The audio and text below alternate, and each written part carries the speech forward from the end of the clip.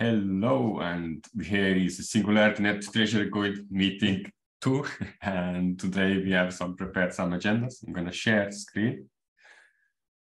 I guess we don't need introductions because we are well-known people in our own small circles. But you all know we have two main topics, and then we have some ideations. One thing which we tried to get across last time was what would be the hour rate of 1 hour that we could use as a standard to calculate task estimates. And then on top of that, like already, I think I should mention that in translations process we have, for example, we say, translator gets onboarder gets $40 per hour, and this was like the first draft numbers, and then translator gets like $80. But we gave a budget, so we have like a max limit for how much we can give, which was like about 10,000 AGIX, and then we kind of calculated that okay, it wouldn't be possible to give these people $40 per hour, and we kind of gave like a metric there. It's like 50% reduction. So to meet the budget. So when I was thinking like that, I think it still matters what would be the hour rate, but just to be aware that there are like parameter which changes the value based on how well it goes AGIX, because if it goes to almost 0, then yes, the budget hour rate would be 50%, but the reduction would be like 99.9%. Anyway, like, what are your thoughts, like, when you think about hour rates? Like, when the per market comes, then it's like you will be happy to pay these people for that time, but you will still want to have a cap that maybe the price goes 10x. Are you gonna pay now $500 per hour to the person? And and so yeah, what would be a nice balance? And let's see if we can find ourselves a middle ground. And are we even talking the same way? Is it like the cool way to measure? So that's like the way I kind of use like estimating tasks and people's time's worth. Yeah, I think so you mentioned you start at $40 for onboarding and then go to $80, and then depending on the bear and bull markets, maybe it would be best to just stick to the dollar amounts. I don't know. I think that makes sense. Well, something. Oh, Myra raised hand. Go for it. No, go for it, Peter. I will after you. No problem. Well, I think it makes sense to in a way to calculate it backwards, like see what the budget is and what that would lead to. Because if you're working with $40 an hour, I think we can spend 70-something hours a month total. That's, well, in a way, I would be happy to have 70 hours allocated. At the same time, it kind of puts a limiting factor. And budget-wise, we simply get a token amount, regardless of the price. We have a token amount, and that's okay. That does influence a bit. That's Yes. 62,500 tokens per month. How many tokens a month? 62,500. 62,500. Yeah. The last time we had some discussion like where it's currently used. So total was 63,000, and then translation budget allocations get 10,000 currently. And then we have a community podcast, which is like, I guess, 5,000. Well, that also includes, that's for Julian leading the group, and he has 2.5K tokens budget for support of the, to create tasks surrounding the podcast.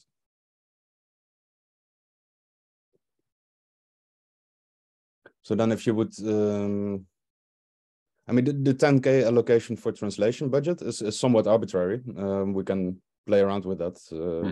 Like I mentioned a couple of times, right now we're about spending about a third of the total budget. So there's definitely room. At the same time, I don't want to spend the full budget just on translation. I would also like to be open for new work groups to emerge and have budget for that. But if you, for example, if you do the 10K,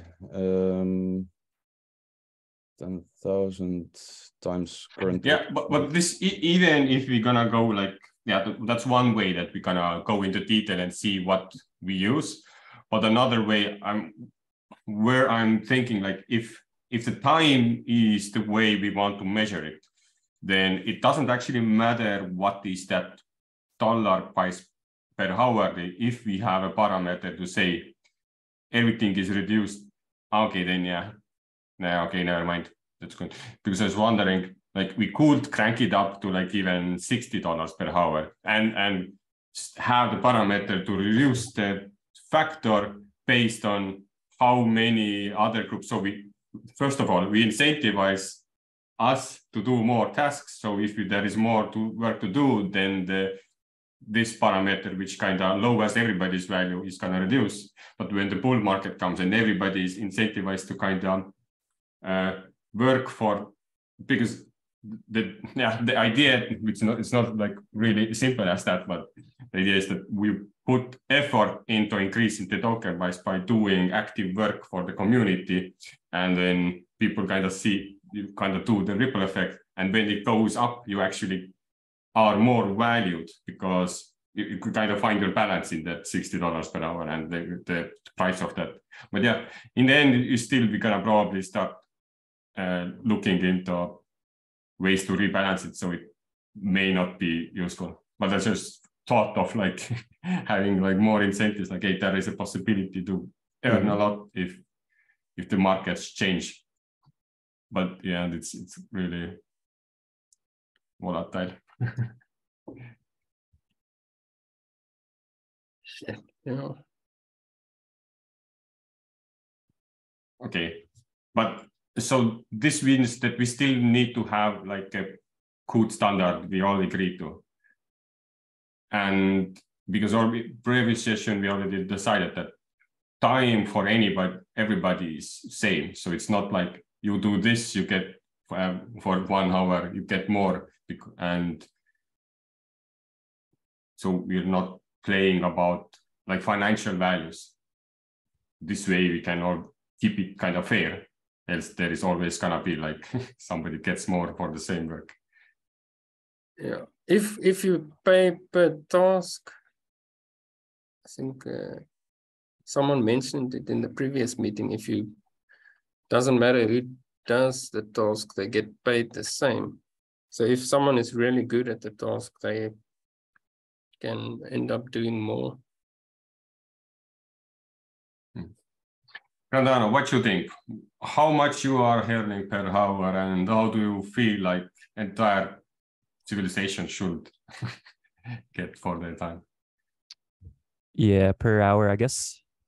I feel like $40 per hour is a little bit high in my opinion, but I'd have to think on a more appropriate number in my head.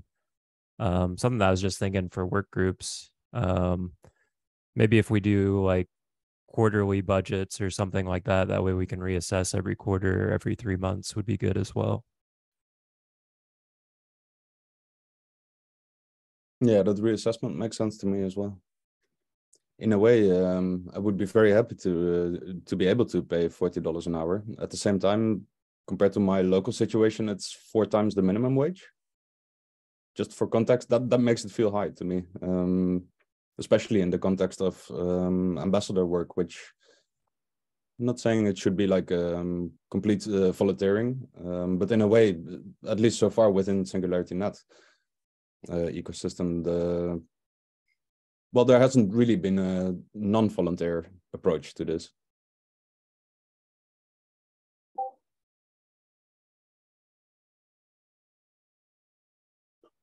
Okay. Is 35 nice, or should it go even more lower? What does Miro think? Would you stay in this meeting for 1 hour for $35? Well, actually, Timo, I think Peter, what is in my mind? I mean, I think if we will set up this, we can say experiment for the long term, you know, I think for first couple of months, maybe it is not so important if this is $30 or 25 or 40, 50. I think it's better that we set up, you know, crew who will actually start to run stuff, and then we can see after, I don't know, 1, 2 or 3 months, maybe we can set up a lower price now for first month. I don't know. I will maybe number can be 25. I don't know, 20. You know. But next month, then we can, after 1 month, we can see, okay, guys, what we done? Okay, this is nice. Okay, are we good? Yeah, we good. The next month can be a little bit more, you know, something like that. Because I think that, yeah, it's not actually idea that people are working for free, I will say like that, but it's also not idea that we put some amounts, you know, crazy amounts that we cannot follow, like with Treasury or something. You know?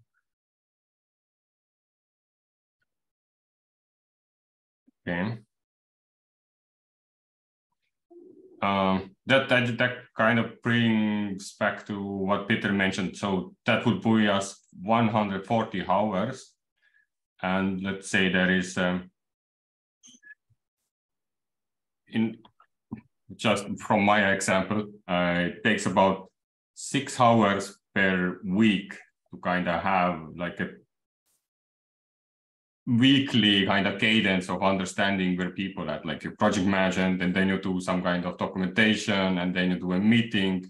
And if you have more than one meeting, then you basically I do process code, and then sometimes I try to spin up new stuff on the side.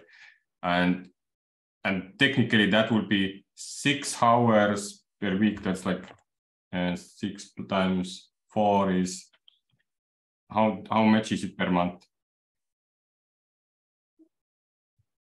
Weeks? That would be 4. It's not 4.5. Roughly 4 hours. And if that would be 140 hours total. Calculator. Yeah, then you yourself would already have the full budget.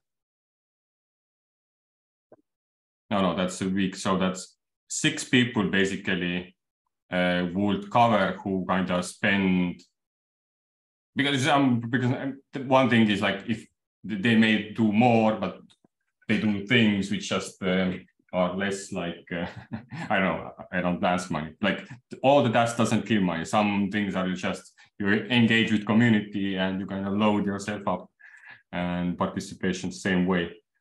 But if we would assume like a full-time somebody whose actually purpose is to do that, then I think that would enable basically like 3 working groups and some incentives spread between them. But just a quick question, because I'm not completely following. How did you get that 140?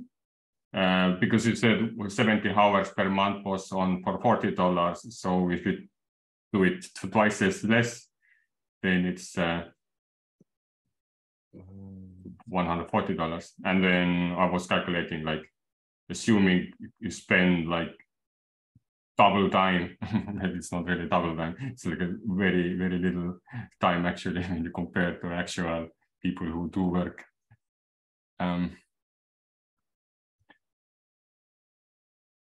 Yeah. Okay. But in terms of that, if you want to get 10 people, let's say, like we have already here 5 people, then it should be a little, like even more or less. So yeah, $10 per hour. But this now is, if you have such a low incentive, how would that affect the translations people? Like, and then we could have to do a lot of content. Yeah. I was just wondering. What are we currently paying for translations? Like per translation? Around 50 AGIX. Okay. And there's 188 additional costs for the verifying of the task. But in a way, like I don't mind if the quality is all good, then it's fine. If somebody pulls an article through Google Translate, I feel $40 is a bit much. So, yeah. I wonder, would it have a danger if we have a lower cost that would that increase the quality? Like if it reduce the quality because of that? Because somebody is like says, oh, my first impression when I started noticing like $50 budgets, people really took it serious. Like, okay, this is no joke money here. And then they spent literally time to perfect the result and probably spend more than like hour or like expected value in order to do it properly. And yeah. But of course you never know. Some people just know the game and see, okay, this is the price, and they just do the things. Yeah, Timo, but don't also forget for this main stuff, from my opinion, is standard also. You know?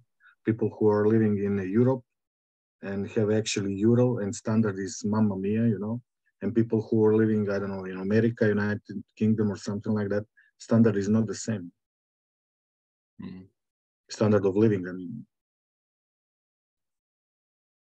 Should we add, okay, so let's say we're gonna go with the $10, just so we can have more tokens to basically spread between different tasks and people and kind of have more stuff going on.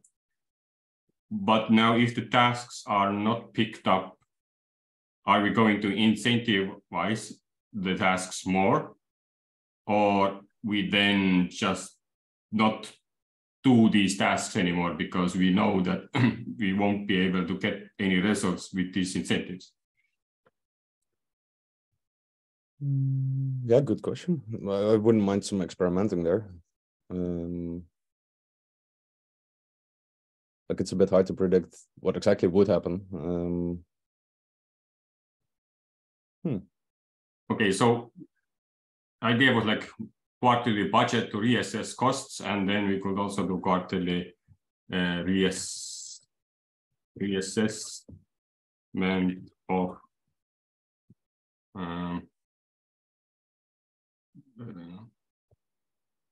yeah, rewarding the rules filter.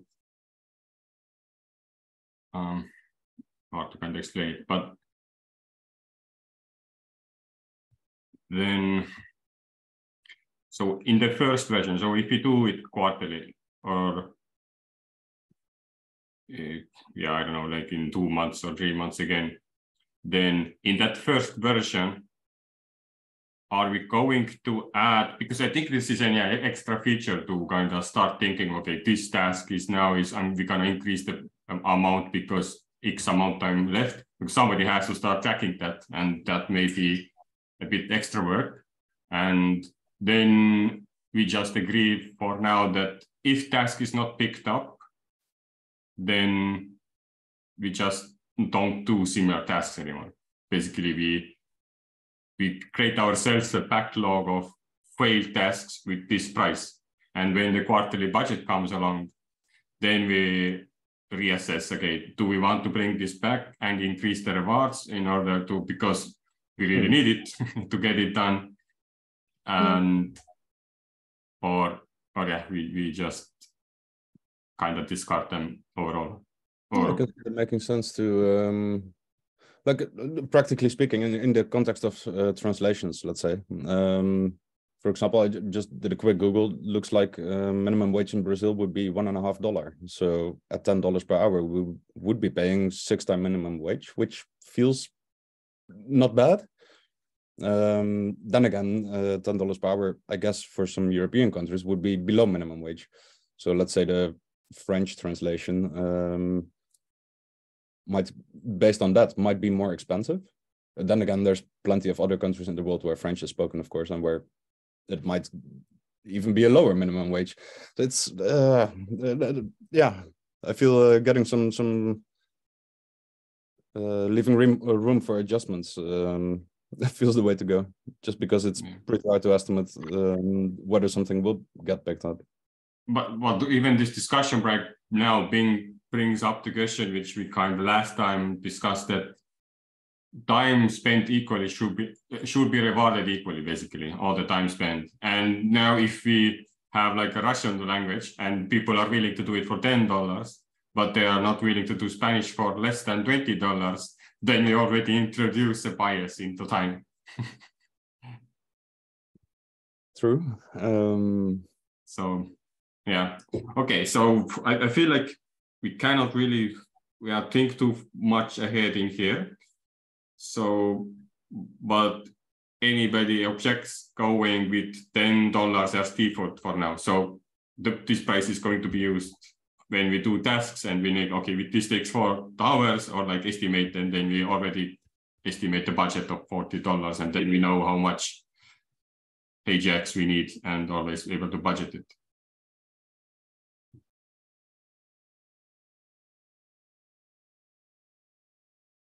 I think it's a good starting point to experiment, to start at $10.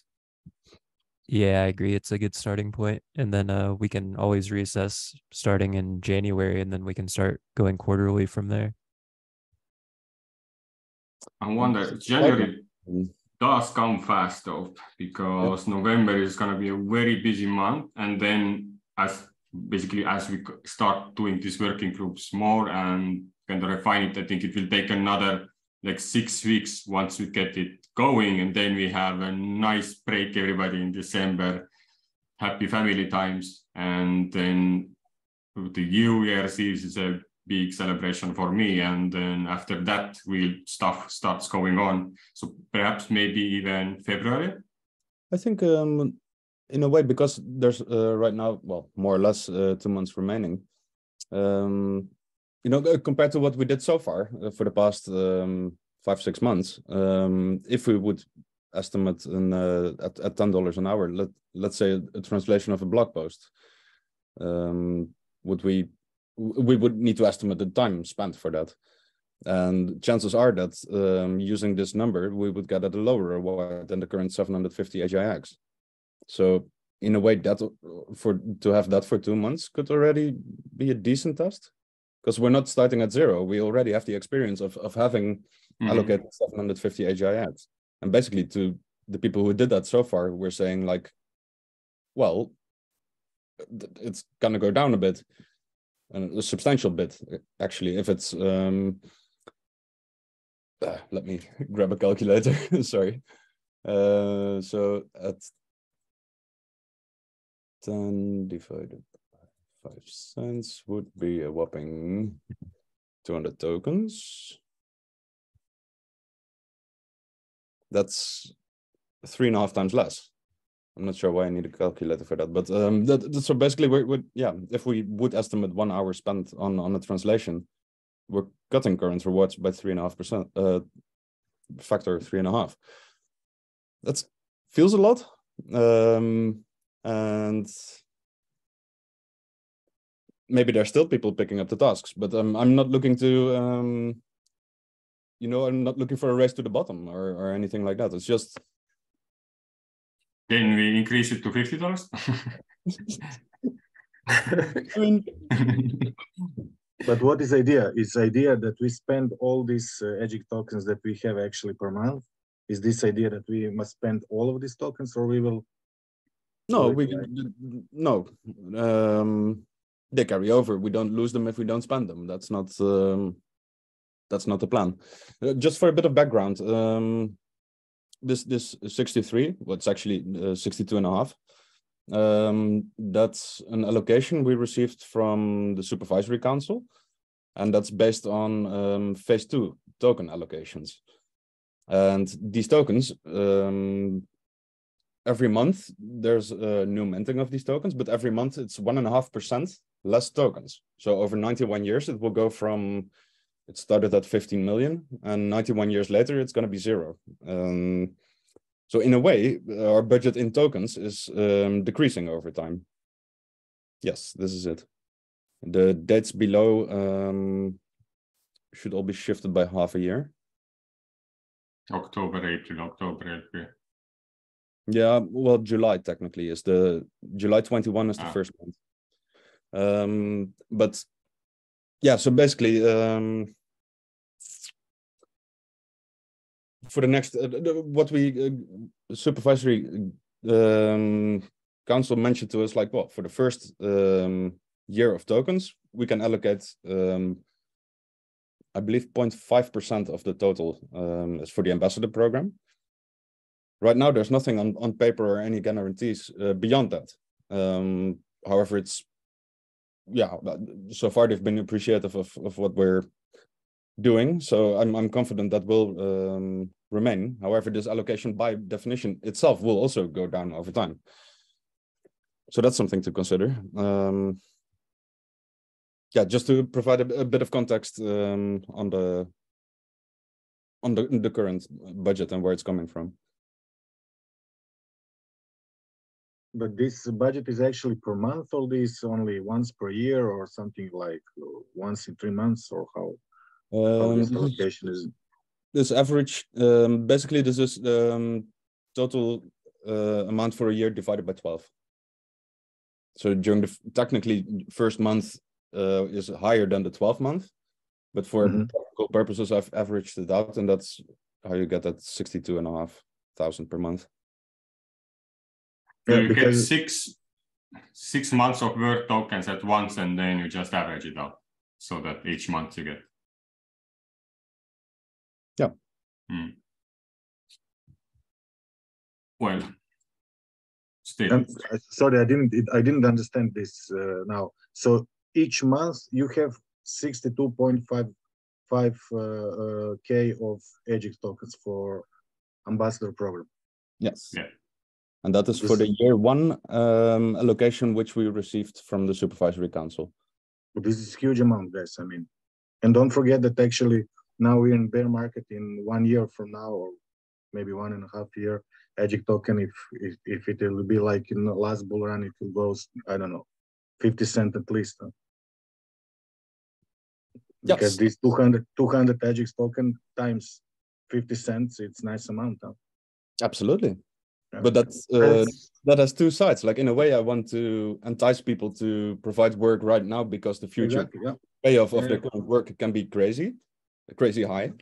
At the same time, I want to, from a treasury management perspective, I don't want to just throw tokens around just because it's awesome. Exactly. Yeah.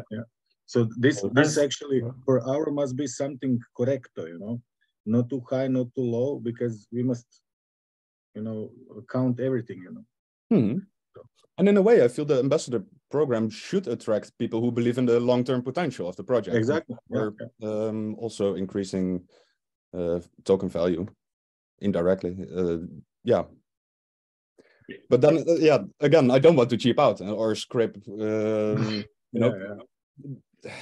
Yeah, but both sides, I mean, all sides must be fair in balance. If someone is greedy, give us tokens. We don't want to work because you're paying us $20 per hour. I think that core team must be in the balance, and we must cover all stuff what's going on, and then with nice price per hour. I mean that everybody is in win-win situation.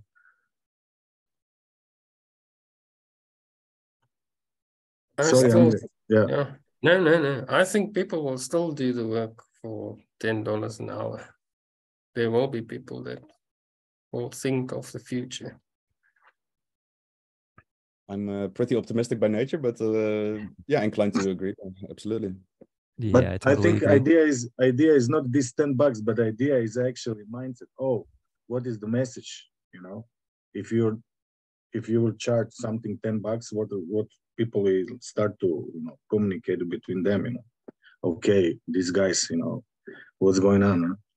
Huh? $10, or I don't know, $5, $20. Maybe some people will be, down with $40 per hour. I don't know, but you have lots of this fish. It's hard to satisfy everyone. It's fish. It's impossible. Human nature is mamma mia. Yeah. Absolutely. All right. This is then agreed. I will say that we keep it $10, and in January we will have another discussion about price. Basically, was it good, was it not? And then we probably will have some Excels and numbers actually to look at where the bounties went, how much hours were spent, how much we were able to even do the tasks and all that stuff. Mm-hmm. And if we start using Swarm Treasury, good, then we have a metadata too. By that time, perhaps, hopefully we could use dashboards. Next, how should we protect funds and tasks from volatile market? So if I can, I would, before switching topic completely, somewhat at least, on the practical side, like we're here having a Treasury Guild meeting, would then a decision like this, would this be told to the town hall? Would this be proposed to the town hall? How would you go about that? Yeah, good point. And what does it mean? Like, do we, for all tasks from now on, estimate the duration and in that way get the token amount? Like we could use task points, for example, with 1 point being 1 hour. That something like that would work. Or I don't know. We need to Yeah, like yeah. bit more. So yeah, if you want to bake it to the people, then I think polling would make sense, because this way we get their attention. Or in this kind of topic, even I think we could try consent based. So we say that this is what we're gonna do. We're gonna set a default value of $10. Everybody who objects, let us know. But in order for you to see how these all dollars came up, thankfully we took this recording and can timestamp people to these conversations, like how our thought process went from $40 to $10. And if somebody is like, no, yeah, we need to capitalize people right now so that we make millionaires of our community. When bull market comes and has like a different thought, then we come back to the drawing board and say that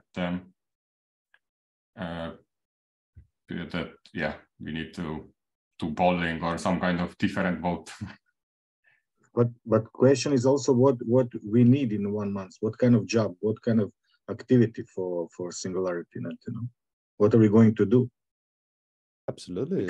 Because here I see, okay, we have 2.5K AGIX tokens for bounties. I mean, what kind? 10, 15, yeah, 15, 12 bounties, and this budget is off. True.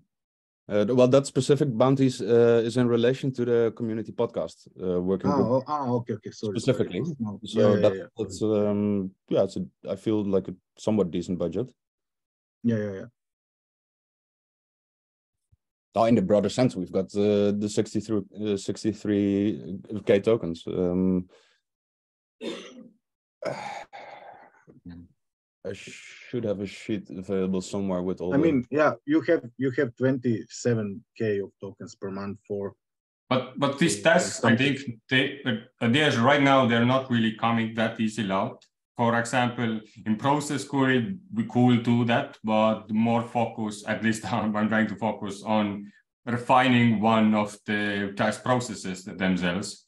And it will create a bunch of tasks based on that. Once it's ready, then Grandano, I think, was one of who initiated the social kind of group, which starts, I think, tomorrow. And there, people, we could start the same way as like we just, hey, here is 5,000 AGIX. Now figure out how to split it. And if we have like these parameters, which like a $10, think about $10 per hour.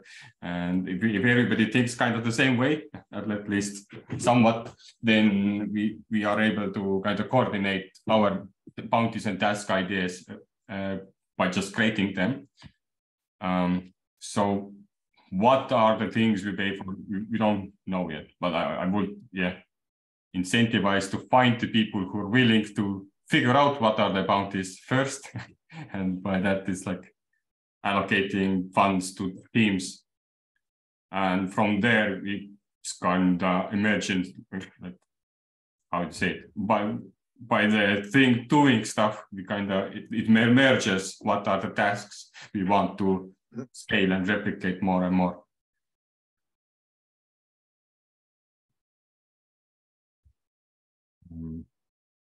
Yeah, and also this Treasury this could also be a place where people start thinking of tasks like, or already you already have some know-how, like how often like Treasury should meet in order to do the transactions, and like quarterly meetings would actually also should be rewarded. I think even these kinds of meetings right now would be rewarded.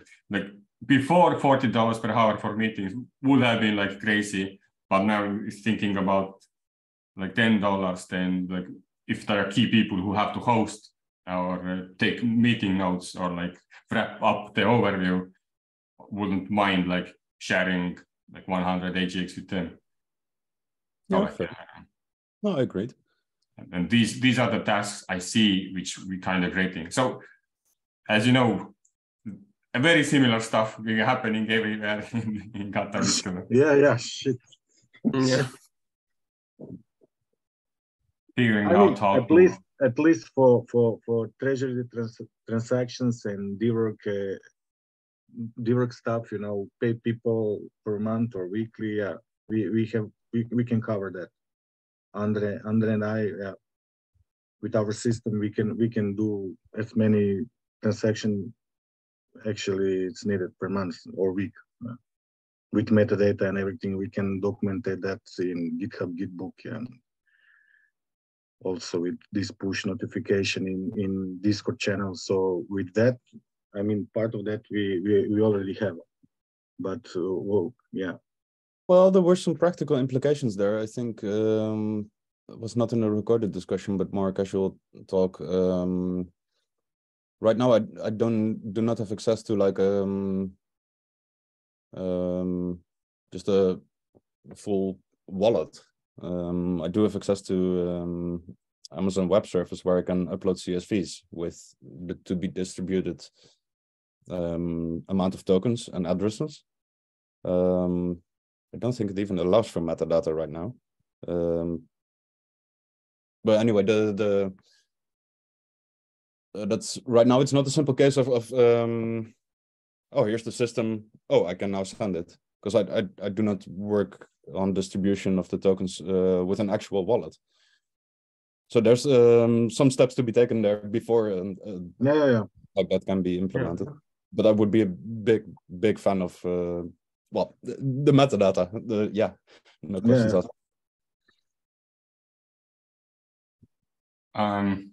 So we had basically two approaches to get community to also agree with the decision or be part of it. So either we have a majority voting or we have consent based. What would you think? Which approach? Well, there's a practical obstacle to majority voting. It's like, I don't think we've got a clear definition of the amount of people. So majority is many people.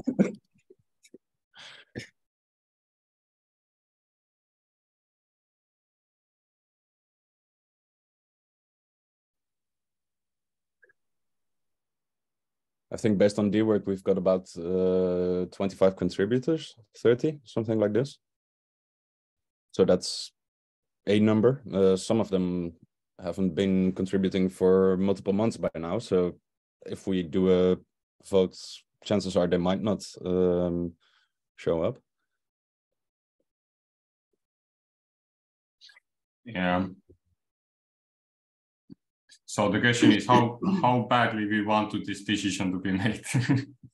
Because I think consent would be easier, because if, let's just say, we do it now and then in like 1 week nobody responds, we kind of go with the idea of, okay, it's gonna stay $20. But I think in 2 weeks we would remind again that, hey, 2 weeks ago we decided on this and this is how it's going so far. Has anybody found issues or like feels disincentivized to speak up?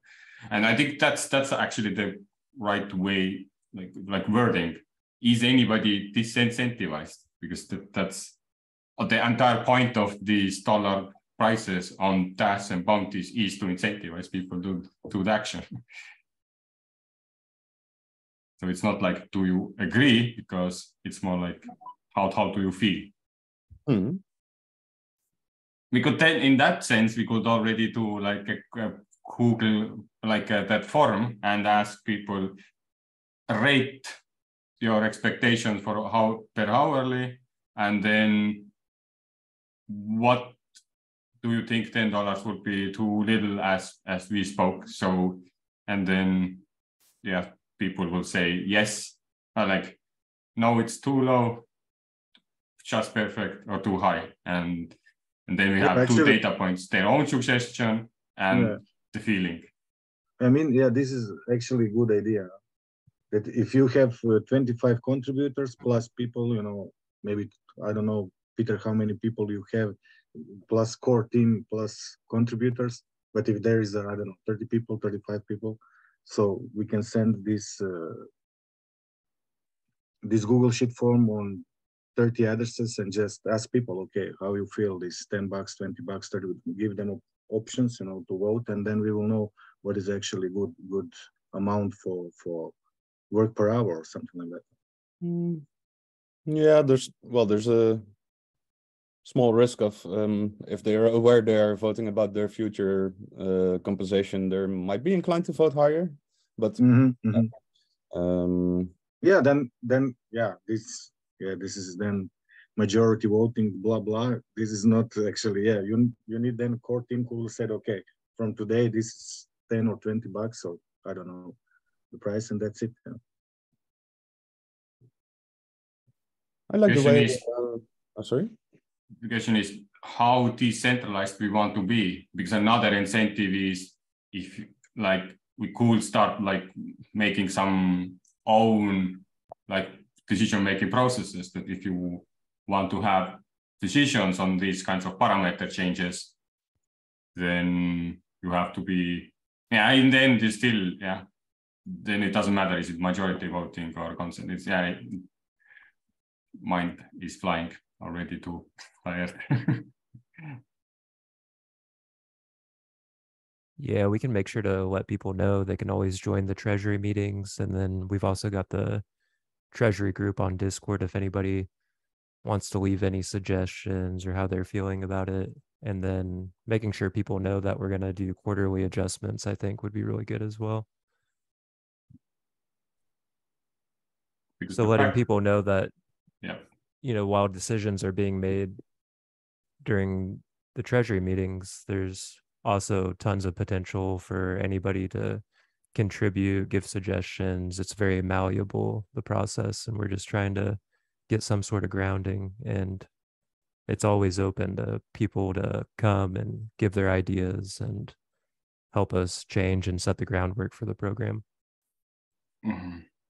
So perhaps it's like decisions are made in this group, but every time a decision like a huge parameter change is made, then it doesn't take effect. It's like an actual like government, like it takes 6 months to actually for bill to go past, but we don't have 6 months here. But we could say like it takes 2 weeks for this actual take effect. But always we choose. For now we have like made 3 options, like majority voting, consent, and so there is always an option to kind of fight against it. So everybody knows that, okay, Treasury meeting happens every 2 weeks.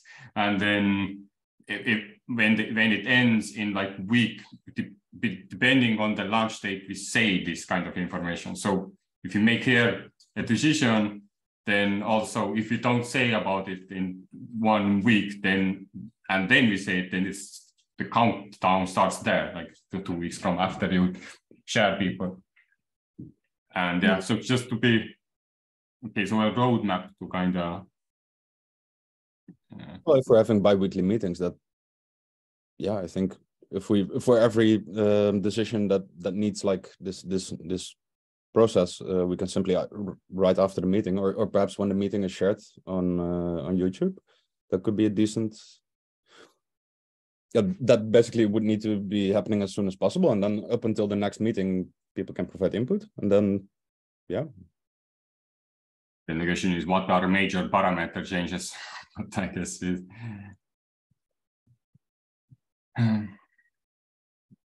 Yeah, well, this is the first one so far, so I'm not sure if we should define everything to make sure we capture the next one. I think it will be. Yeah, I think over time, will people see, like, are starting to add stuff. So you always, if you do these kinds of recordings too, and there is somebody enthusiastic who's like, what the hell? There was a decision, but they didn't say it was a decision. And then we can kind of, yeah, somebody said, like a librarian who takes notes of these things. Okay, so after major changes, we always have to choose a decision, auditing process.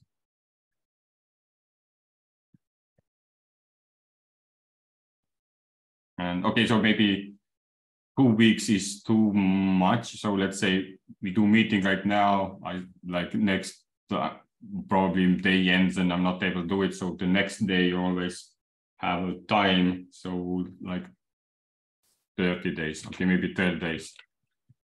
And if it's usually, if we look already the data on the next Treasury Guild meeting and see like how then people responded to this vote or the consent of discussion or sentiment form, basically. Yeah, I think we also need to be practical. Like, let's say the period passes and then all of a sudden people come up with good arguments. Like, we're not going to stick to the decision, which then turns out to be wrong. So yeah. The whole point over here is that nothing is going to happen if you don't have time to change the meeting. Well, in the meetings, you cannot change the course, but if there are like major changes going to happen, then it's always, you know, that you have time to respond and come to actual next meeting, or if not, then other sources how to kind of stop the train going where it should not go. Maybe if it's like, if there's a couple of people that really is against it, then instead of the week between the bi-weekly meetings, we can have a meeting in that week. If there's a lot of people. Okay. I mean, there's also going to be text discussion in between. It's going to be perfectly possible, of course. Yeah, if a call in between, I wouldn't mind. Like, yeah, I don't expect we're going to make these type of decisions on a bi-weekly basis. So yeah. Yeah, and there's always the town hall too, where we can update people and field some feedback and bring it into the next Treasury meeting as well. Does 12 days sound fine, although? Did the process make sense? Or any DAD wants to change that major change? I think that's fine. I think it's fine. It's yeah. It comes from the bi-weekly meeting schedule, right? Mm-hmm. Kind of, but gives that extra day that you don't have to, after a meeting already, do it. Mm-hmm. But so we do have 5 minutes left, and we didn't make to the next ones. Although we did kind of touch the market volatility, like having market caps, but there might be some more discussions we would need to have there. As an action items, so purple ones are always action items, but this is like a future action item that in January we come back to this. But what are your thoughts, Myra? Which kind of process we should use in order to get these changes in? Like how basically there are 3 ideas here: $10 per hour, 12 days for stopping decision, always having like that kind of consent, any of these 3 chosen when decision is made, and there is going to be in January another look at the dollars, basically the cost. So 4 different things. How do we collect feedback?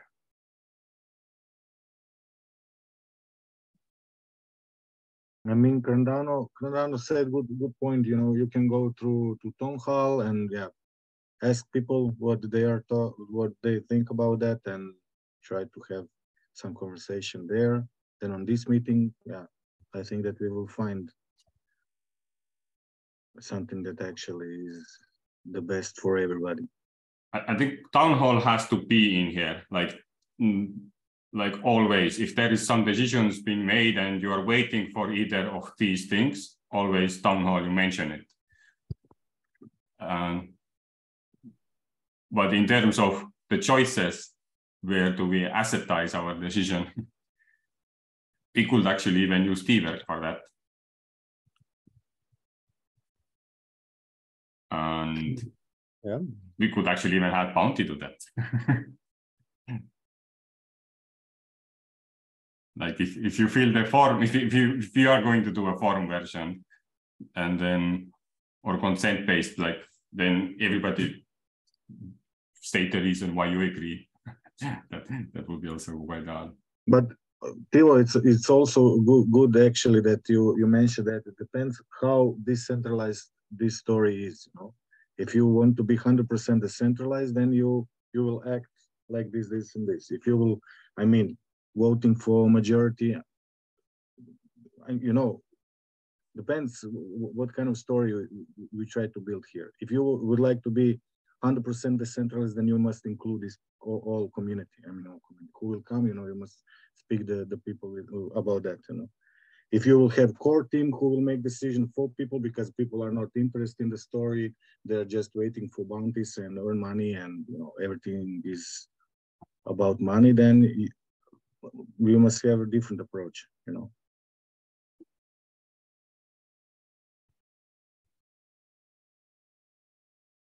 Yeah, I would prefer the first option there. Yeah.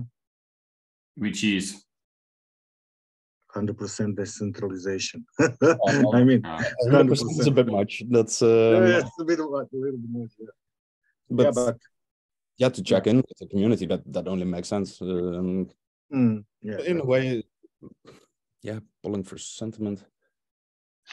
But then, since we have a time limit, for me it's hard stop. Do we want to take this to the process coil discussion? So we have a process here, but we are not sure about Treasury coil process. So we take that process to process coil and make the decision there, basically. And then, because the process coil is also before downhole, and then we can come up with maybe either a form or a text or like some information already. Hey, check this out. This is what we thought, how we should introduce parameters to Treasury guild, and this is the process, how we design the process. Feels a bit Kafkaesque, but at the same time, it would be clean in a way. Like, yeah, I completely would be fine right after this meeting having some kind of text-based reflection of this, and simply doing like sentiment polling would be fine by me. But in the broader sense, yeah, the decision making of Treasury Guild, that's a process, and right now we don't have processes for decision making properly figured out. I marked the polling for sentiment then purple. So if somebody makes a poll for 2 days, prefer, and I'm gonna highlight right now those, and also in here, a parameter is written like a process, the decision process has to be. So 4 things which are like quite fundamental things what change this. And yeah, if all of these are in poll in some way or another way, then in process good, we don't have to think about it that much. And then yeah, sure. Actually, so it's the 3 green ones and the quarterly budget one. Yeah. Yeah, I'll do that. Or if you find like some other things we just made a decision without thinking, then of course, like this is technically also. But this is not active. This was only just an example for the work we had before, like for this one. So because we calculated the time which actually takes to do all the tasks, and we just compare it to the limit, and we knew we're not. But now the games has changed because it's no longer $40 per hour. So,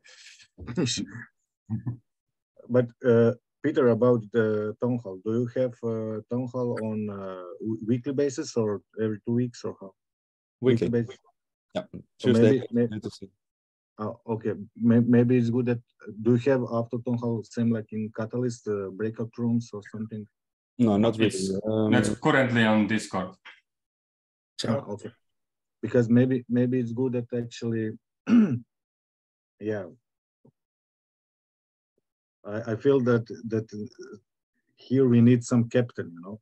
I mean, a natural captain who will lead people and decide with people what are we going to do and how we will set up all stuff.